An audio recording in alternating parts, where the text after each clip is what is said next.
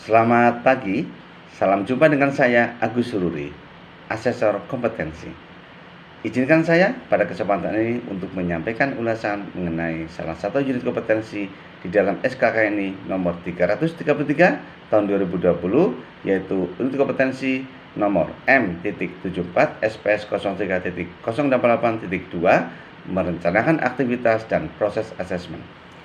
Bapak Ibu semua, sangat penting sekali sebagai asesor atau sebagai para praktisi dalam manajemen SDM maupun pelatihan kita untuk memahami unit kompetensi MAPA ini, yaitu merencanakan aktivitas dan proses asesmen.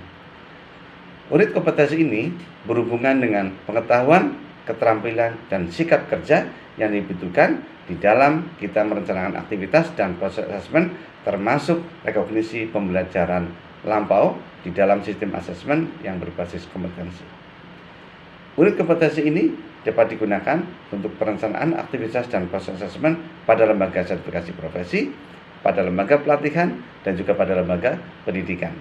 Terkait dengan employability skill atau keterampilan kerja, maka ini sudah ada di dalam menjadi bagian daripada kriteria unjuk kerja. Bapak Ibu sekalian, seperti apa langkah-langkah untuk merencanakan dan aktivitas dan proses asesmen? Maka di sana ada 4 langkah, ya. Yang pertama adalah kita menentukan pendekatan asesmen. Langkah yang kedua menyiapkan rencana asesmen. Yang ketiga adalah mengidentifikasi persyaratan modifikasi dan kontekstualisasi, dan yang keempat menyusun instrumen asesmen. Bagaimana dengan langkah yang pertama, ya, yaitu menentukan pendekatan asesmen?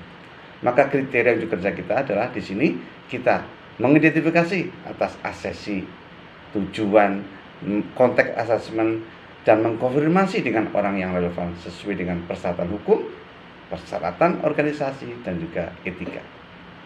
Selanjutnya kriterianya adalah identifikasi standar industri atau tempat kerja yang berlaku dan mengakses untuk asesmen dan persyaratan asesmen spesifik yang bagaimanapun, ya.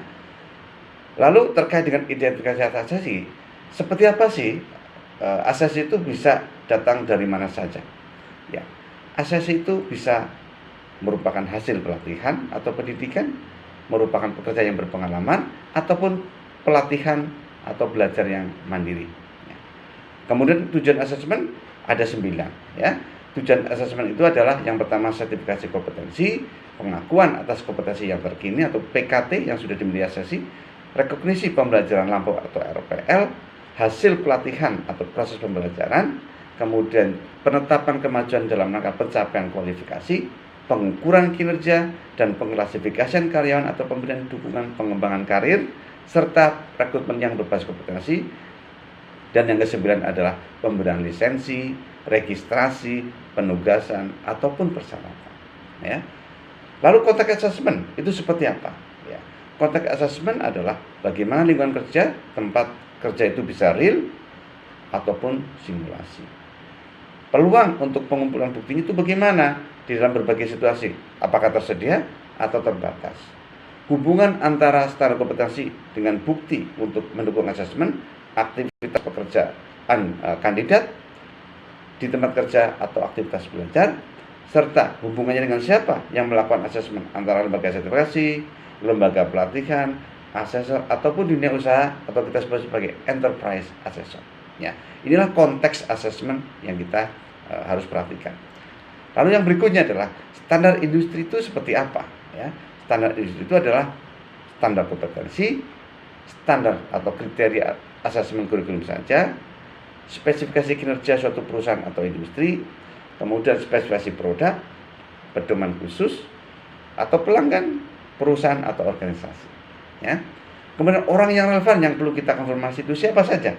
Ya, bisa manajer sertifikasi, bisa lembaga pelatihan kerja, bisa manajer pelatihan, ya, ataupun yang lain-lainnya. Ya. Itulah langkah yang pertama di dalam merencanakan aktivitas dan proses asesmen. Sekarang langkah yang kedua, mempersiapkan rencana asesmen. Kita menunjukkan kriteria. Yang pertama adalah menganalisis unit kompetensi dan persyaratan asesmen untuk mengidentifikasi bukti ya, dan juga jenis bukti yang diperlukan ya untuk menunjukkan kompetensi.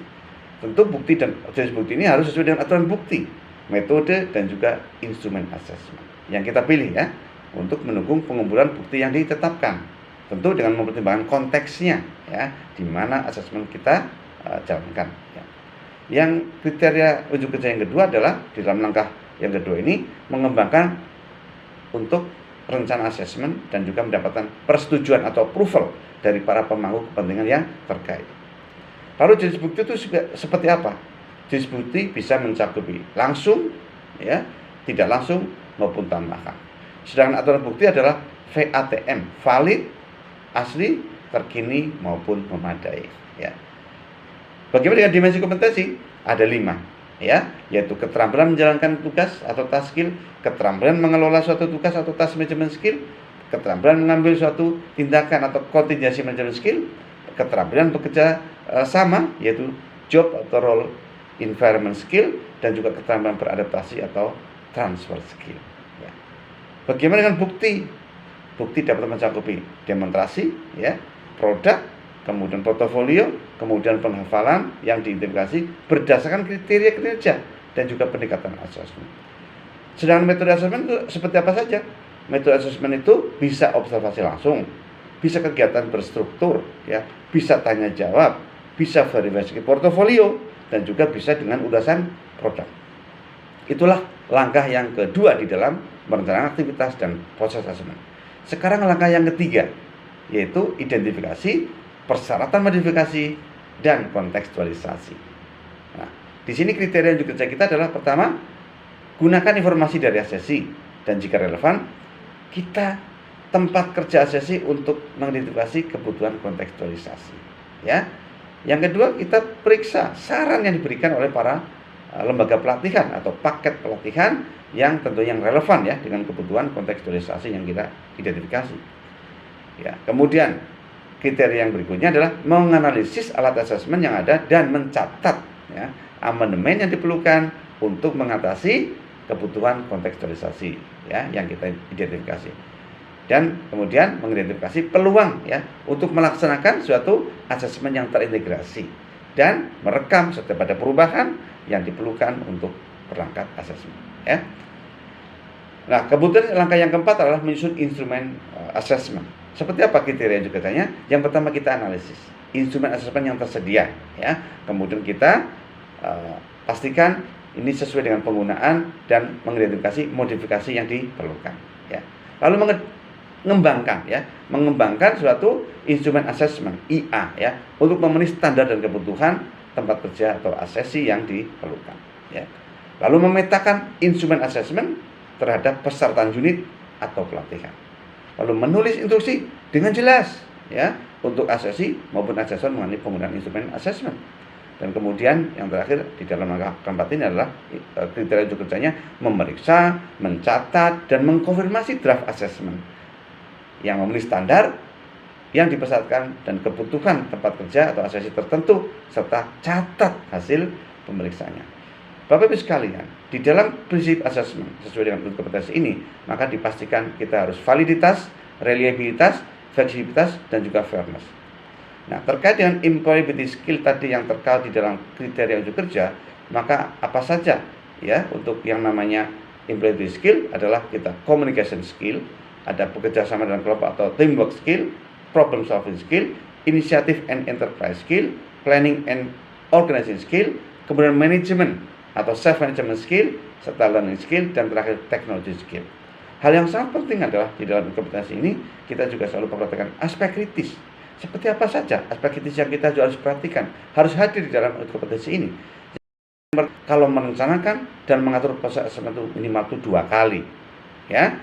Lalu mengumpulkan bukti yang menunjukkan rencana asesmennya yang terdokumentasi, telah meliputi berbagai konteks asesmen, telah meliput sejumlah jenis asesi, standar kompetensinya yang berbeda atau kurikulum yang terakreditasi, asesmen RPR, ya, kontekstualisasi, standar kompetensi dan asesmen yang dipilih jika itu memang diperlukan, ya, dan menggabungkan, ya, strategi penyesuaian yang wajar, ya, serta kita juga harus mengembangkan instrumen asesmen atau ya yang sederhana yang digunakan di dalam proses.